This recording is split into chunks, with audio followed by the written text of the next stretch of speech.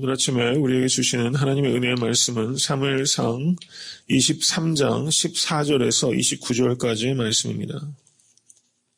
다 같이 합독하도록 하겠습니다. 다윗이 항황무지 요새에도 있었고 또 10황무지 산골에도 요하였으므로 사울이 매일 찾되 하나님이 그를 그의 손에 붙이지 아니하시니라. 다윗이 사울의 자기 생명을 찾으려고 나온 것을 보았으므로 그가 10황무지 수풀에 있었더라. 사울의 아들 요나단이 일어나 수풀에 들어가서 다윗에게 이르러 그로 하나님을 힘입게 의지하게 하였는데 곧 요나단이 그에게 이르기를 두려워 말라. 내 붙인 사울의 손이 내게 미치지 못할 것이요 너는 이스라엘 왕이 되고 나는 내 다음이 될 것을 내 붙인 사울도 안다 하니라. 두 사람이 여호와 앞에서 언약하고 다윗은 수풀에 거하고 요나단은 자기 집으로 돌아가니라. 때 10사람들이 기브아에 이르러 사울에게 나와 가로되 다윗이 우리와 함께 광야 남편 하길라산 수풀 요새에 숨지 아니하였나이까. 그러하온즉 왕은 내려오시기를 원하시는 대로 내려오소서. 그를 왕의 손에 붙일 것이 우리의 의문이이다. 사울이 가로되 너희가 나를 긍휼히 여겼으니 여호와께 복받기를 원하노라. 혹이 내게 말하기를 그가 심히 공교히 행동한다 하느니 너희는 가서 더 자세히 살펴서 그가 어디 은적하였으며 누가 거기서 그를 보았는지 알아보고 그가 숨어있는 모든 것을 탐지하고 실상을 내게 회보하라. 내가 너희와 함께 가리니 그가 이 땅에 있으면 유다 천천인 중에서 그를 찾아내리라. 그들이 일어나 사울보다 먼저 시브로 가니라. 다윗과 그의 사람들이 광야 남편 마온 황무지 아라바에 있더니 사울과 그의 사람들이 찾으러 온 것을 혹이 다윗에게 고하매 이에 다윗이 바위로 내려 마온 황무지에 있더니 사울이 듣고 마온 황무지로 다윗을 따라가서는 사울이 산 이편으로 가매 다윗과 그의 사람들은 산 저편으로 가며 다윗이 사울을 두려워하여 급히 피하려 하였으니 이는 사울과 그의 사람들이 다윗과 그의 사람들을 에워싸고 잡으려 함이었더라. 사자가 사울에게 와서 가로되 급히 오소서 블레셋 사람이 땅을 침노하나이다. 이에 사울이 다윗 쫓기를 그치고 돌아와서 블레셋 사람을 치러 갔으므로 그곳을 셀라 하마느곳이라 칭하니라. 다윗이 거기서 올라가서 엔게디 요새에 거하니라. 아멘. 오늘 본문 말씀을 보시면 다윗과 그를 따르는 사람 600명 가량이 사울을 피해서 광야를 전전하는 그런 이야기가 나오고 있습니다. 광야를 전전하게 됩니다. 오늘은 특별히 광야의 의미에 대해서 생각을 나누고자 합니다. 어저께 말씀드렸던 것처럼 22장 1절을 2절을 보시면 다윗에게 환난당한 모든 자, 빚진 자, 마음이 원통한 자가 나왔는데 그 사람들이 400명가량이었습니다. 그런데 지금 13절을 보시면 약 600명 가량으로 한 200명 정도가 더 불어나고 있다는 것이죠. 광야를 전전하고 계속 도망자 생활을 하고 그리고 전쟁도 하게 되면서 사실상 전사자도 있었을 겁니다. 그런데 지금 오히려 숫자가 많이 불어나고 있는 것이죠.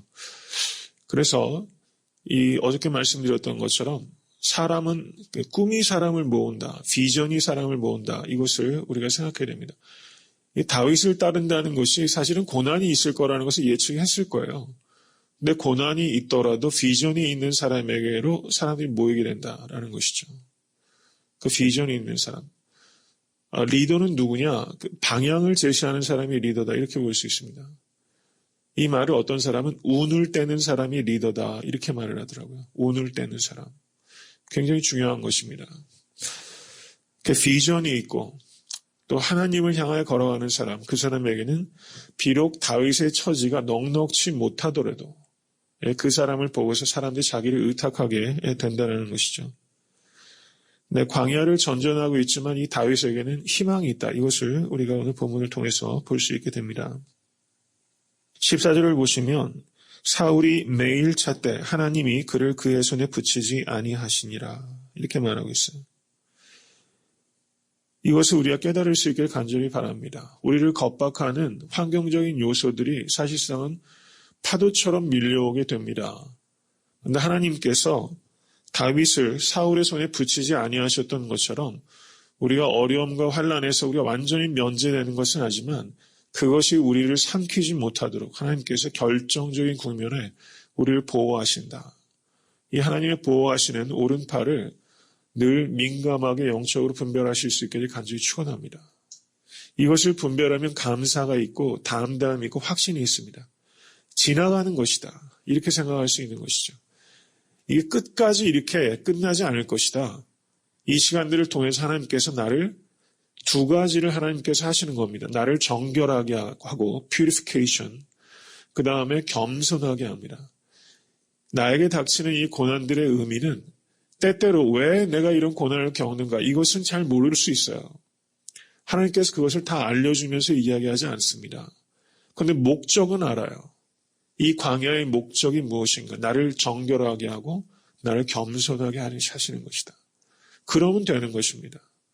그러면 하나님께 쓰임받을 수가 있고 이 광야 시간은 결국은 지나간다. 결국은 지나가는 것이다. 이것을 기억하실 수 있기를 바랍니다. 이게 matter of time, 시간의 문제지 결국은 지나간다. 그래서 하나님께서 광명한 천지로 나를 인도하실 것이다. 이런 확신을 가지고 광야를 통과하는 것과 이게 도대체 언제 끝날지 끝은 나기는 할 건지 이런 생각으로 통과하는 것은 결정적인 차이를 만들어낸다는 것이죠. 믿음을 가지고 광야를 통과하실 수 있기를 바라고 그 광야에서도 하나님께서 나와 함께 계신다. 이것을 믿음을 가지실 수 있게 되기를 간절히 축원합니다. 여기 요나단이 또 나옵니다.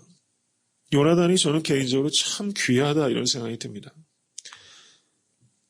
그 사울은 매일같이 다윗을 찾았는데 다윗을 못 찾았는데 요나단은 다윗을 쉽게 찾아요. 저는 어떤 의미에서는 사랑을 가지고 찾을 때 쉽게 찾을 수 있다 이렇게 묵상이 됩니다. 사랑을 가지고 있기 때문에 찾아지는 것이죠. 이 현실적으로 보면 사울이 찾을 때는 다윗이 꽁꽁 숨었다가 요나단이 왔을 때는 벌써 척후병들이 딱 알아채고 요나단이 왔을 때는 인도했기 때문에 쉽게 만날 수 있었겠죠. 당연히. 네. 어쨌든 요나단이 지금 어떻습니까? 요나단조차 사울이 죽이려고 했었잖아요. 화가 나가지고. 근데 지금 요나단이 사울과 같이 다니면서 지금 외형적으로는 다윗을 잡는 그 토벌군에 지금 요나단도 속해 있는 겁니다. 거기를 몰래 빠져나와서 다윗에게 지금 온다는 것은 사실은 또 목숨을 건 일이거든요. 이 굉장히 위태로운 장면이 지금 여기 있는 겁니다. 그러니까 요나단이 지금 사울에 대한 효성도 지켜야 되고 다윗에 대한 우정도 지켜야 되는 것이죠. 이 두 가지를 동시에 지키는 것이 이 요나단에게는 참 벅차고 또 기구하고 때때로는 많이 힘들었을 거예요. 근데 요나단이 끝까지 사울에 대한 효성을 지키고 또 다윗에 대한 우정을 지킨다는 것이죠. 우리의 삶의 자리에도 이렇게 두 가지를 같이 지키는 게 어려운 일들이 있을 수 있다는 겁니다. 쉽게 포기하지 마실 수 있기를 바랍니다. 효성도 포기하지 않고 우정도 포기하지 않아서 끝까지 지켰죠. 아버지 곁에서 같이 전사했습니다. 그리고 다윗에 대한 우정도 견고하게 지켰고 그 약속을 지켰습니다. 우리가 어느 하나를 택하면 다른 한 가지를 포기할 수밖에 없다. 이렇게 너무 쉽게 판단해서 우리가 그냥 그것을 놔버리는 그런 경우가 너무 많은 것 같아요. 인내가 필요하다는 겁니다. 가치 있는 일을 다 지켜내는 것에는 기다림과 인내가 필요하고 지혜가 필요하다는 거죠. 이 요나단이 참 귀한 사람이다 이런 생각이 듭니다. 그리고 16절을 보세요. 참 귀한 말이 거기 있습니다. 사울의 아들 요나단이 일어나 수풀에 들어가서 다윗에게 이르러 그로 하나님을 힘있게 의지하게 하였다. 이렇게 말하고 있어요. 힘있게 의지하라. 이 귀한 말입니다. 하나님을 힘있게 의지하라. 다윗이 그렇게 말하고 있습니다. 영어 번역은 이렇게 말하고 있어요. Find strength in God. 하나님 안에서 힘을 얻어라. 이렇게 지금 요나단이 다윗을 권고하고 있어요. 위로하고 있습니다. 저는 왜 이렇게 권면할 수 있을까? 요나단 자신이 하나님 안에서 힘을 발견한 사람이었기 때문이에요. 자기가 그런 사람이기 때문에 지금 다윗에게 그렇게 영광을 불어넣고 있다는 겁니다. 사랑하는 성도님들께서 오직 여호와 하나님 안에서 힘을 찾으실 수 있게 간절히 축원합니다. 여호와 하나님을 힘있게 의지하게 하소서. 이것이 우리의 기도 제목 될 수 있기를 바랍니다. 그렇게 되시길 바랍니다. 그래서 능력을 체험하고 하나님의 인격을 닮아가는 우리 모두가 될 수 있게 되기를 간절히 소원합니다. 17절을 보시기 바랍니다. 같이 한번 읽겠습니다. 요나단이 그에게 이르기를 두려워 말라. 내 붙인 사울의 손이 내게 미치지 못할 것이요 너는 이스라엘 왕이 되고 나는 내 다음이 될 것을 내 붙인 사울도 안다 하니라. 이 말을 할 때 다윗이 얼마나 고마웠을까. 얼마나 고마웠을까. 저는 이런 말을 하는 사람이 필요한 것 같아요. 너는 이스라엘 왕이 되고 나는 내 다음이 될 것이다. 내 다음이 될 것이다. 우리가 맨날 으뜸이 되겠다고 하는 통의 문제 아니겠습니까? 자기의 그 그릇을 알고 분수를 알아서 내 다음이 되겠다. 이런 자세가 참 필요하다 이런 생각이 듭니다. 내 다음이 되겠다. 이게 겸손함이죠. 이렇게 위로를 하고 또 안타까운 이별을 하고 돌아가게 됩니다. 다시 한번 언약하고 다윗은 수풀에 거하고 요나단은 자기 집으로 돌아갔다. 이렇게 말하고 있습니다. 근데 거기에 십광야에 있던 사람들이 사울에게 이르러서 또 고자질을 해요. 고자질. 인생은 이렇게 좋은 일과 어려운 일들이 계속 겹치는 겁니다. 시절과 날줄처럼 얽혀요. 요나단과 짧은 만남이지만 참 기쁜 만남이 있었던가 하면 또 고자질하는 사람이 나오거든요. 우리 인생이 이게 자연스러운 과정이라고 이렇게 이해할 수 있을 겁니다. 21절을 보세요.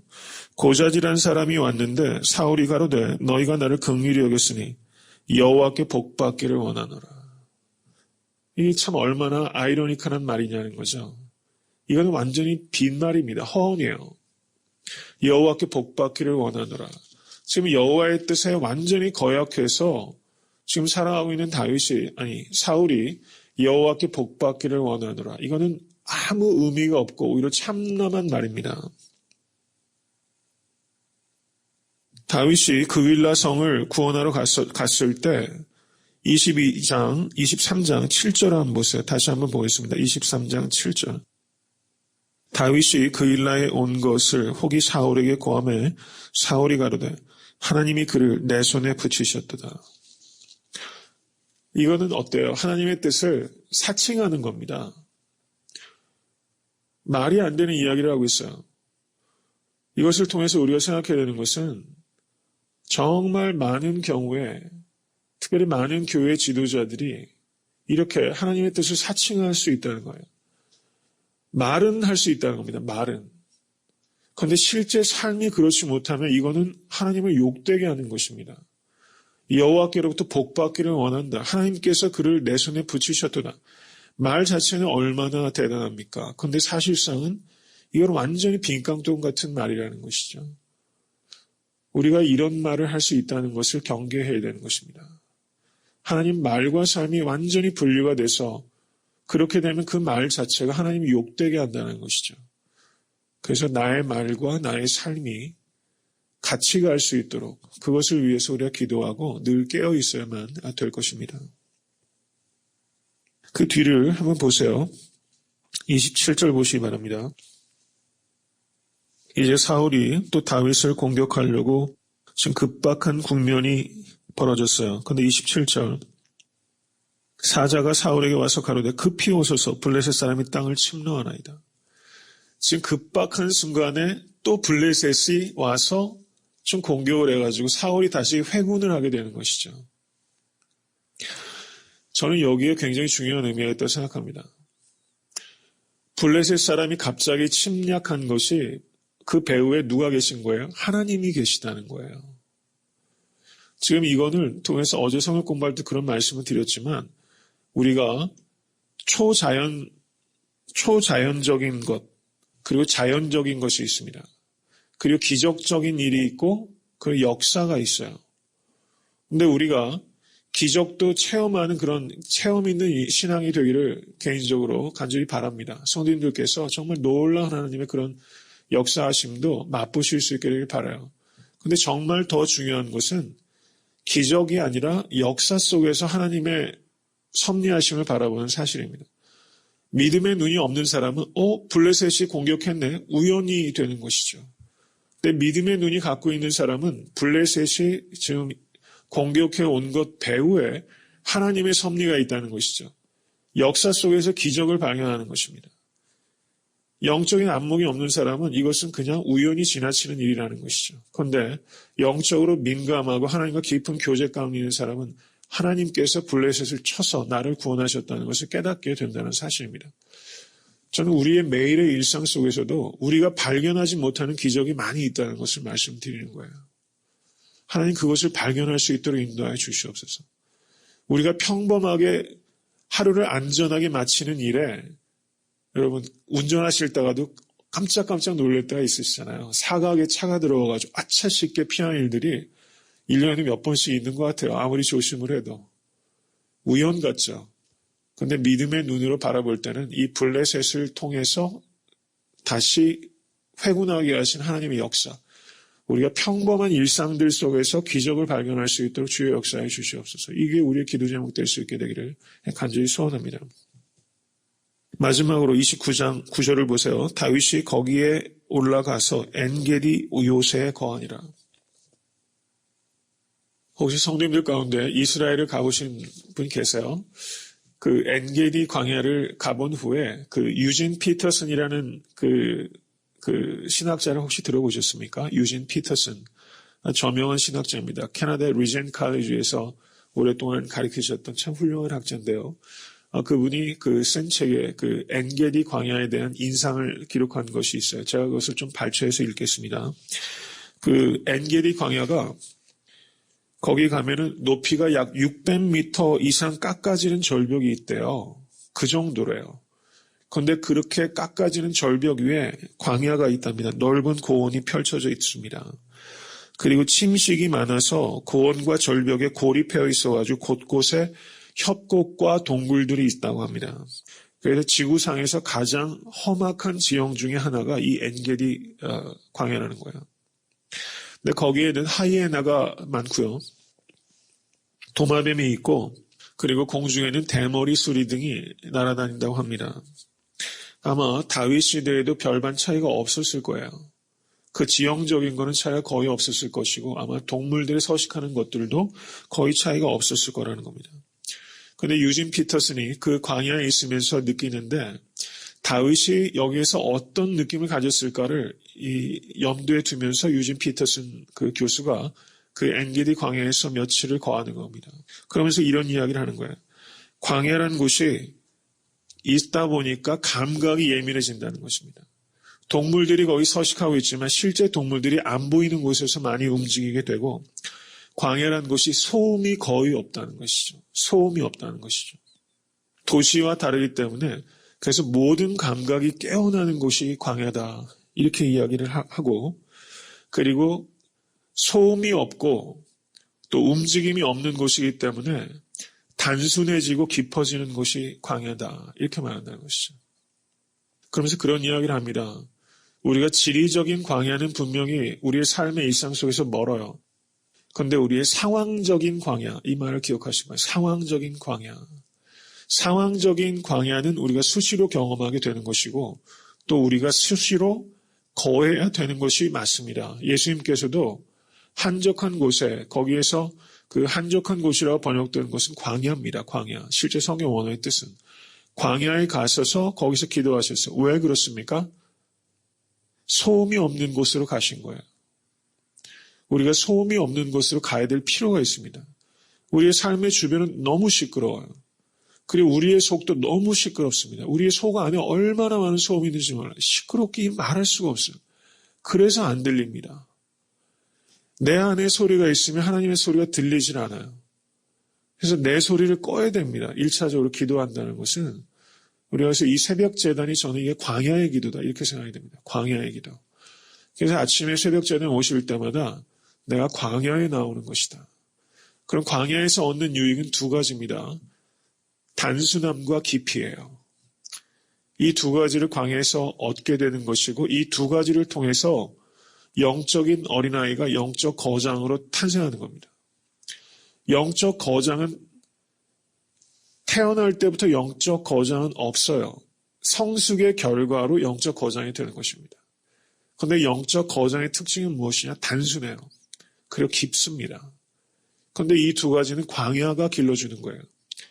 광야라는 곳이 두 가지가 있는 거. 광야는 죽음의 장소입니다. 매우 위험합니다. 광야는 유진 피터슨 교사 그러냐. 광야는 너무 아름답다라는 거예요. 황량한데 어느 순간 광야가 아름답게 보이더라는 겁니다.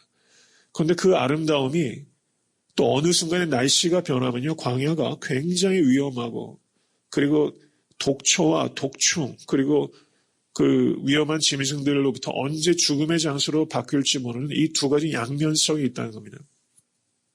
광야는 죽음의 땅이기 때문에 우리에게 두려움을 갖다 주지만 광야는 그 안에서 생명을 잉태해내기 때문에 생명의 땅이라는 것이죠. 이 두 가지 양면성이 있어요. 그래서 우리가 광야, 다른 말로 얘기하면 고난, 이 직면했을 때 이 고난은 이 두 가지 의미를 가지고 있다는 겁니다. 매우 위험하고 매우 생명을 가져다주는 반드시 필요한 곳, 이면서 매우 위험한 곳이다. 이것을 우리가 생각해야 됩니다. 제가 지금 드리는 말씀을 기억하시기 바랍니다. 광야가 히브리 말로 따라해 보시기 바랍니다. 미드바르가 광야입니다. 말씀이 뭐냐면 다바르예요. 다바르. 광야가 뭐라고요? 미드바르. 말씀이 뭐라고요? 다바르. 이 두 개가 어원이 같아요. 광야와 말씀이 어원이 같아요. 미드바르와 다바르. 이 말씀은 무슨 뜻입니까? 하나님 말씀이 언제 가장 선명하게 들려요? 하나님의 다바르는 미드바르에서 가장 선명하게 들려요. 광야에서 하나님의 말씀이 가장 크게 들리는 겁니다. 이스라엘 백성이 광야에서 십계명을 받았잖아요. 이것을 우리가 기억해야 됩니다. 광야에서 말씀이 들리면 거기는 생명의 장소입니다.